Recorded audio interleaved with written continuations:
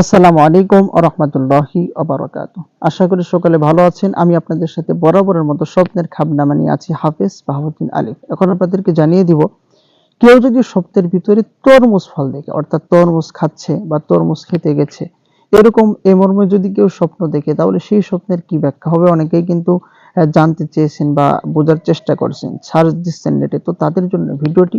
তো বন্ধুরা, আপনার সুদিন আপনার দিকে ধাবিত হচ্ছে। অর্থাৎ কেউ যদি স্বপ্ন দেখে যে সে তরমুজ দেখেছে, অর্থাৎ তরমুজের বাজারে গেছে, তরমুজের খেতে গেছে, তরমুজের স্টকে সে গেছে, তরমুজ খাচ্ছে, এই মর্মে যদি স্বপ্ন দেখে বা তরমুজ দেখে, তাহলে তার কিন্তু অচিরেই সুদিন ফিরে আসবে।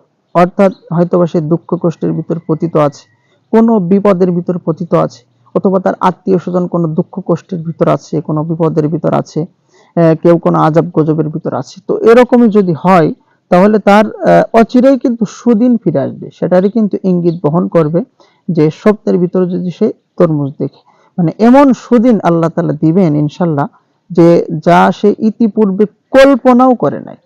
এরকমই কিন্তু সুদিন ইনশাল্লাহ তার জীবনে আসবে। আল্লাহ তাআলা কিন্তু সেটারই ইঙ্গিত বহন করে।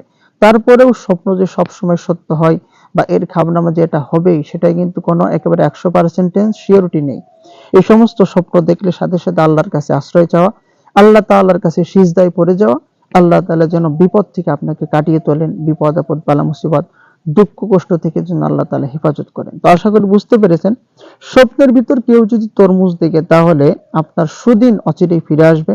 এমনকি অতি তাড়াতাড়ি একটি সুন্দর মুহূর্ত কিন্তু আল্লাহ তাআলা আপনাকে দিবেন, যা আপনি ভাবতেও পারেননি, কল্পনাও করতে পারেননি। আল্লাহ তাআলা আমাদের সকলকেই এই স্বপ্নে তরমুজ দেখলে কি হয় এই ব্যাখ্যা বুঝে আল্লাহ তাআলা আমাদের সকলকে আমল করার তৌফিক দান করুন। আসসালামু আলাইকুম ওয়া রাহমাতুল্লাহি ওয়া বারাকাতুহু।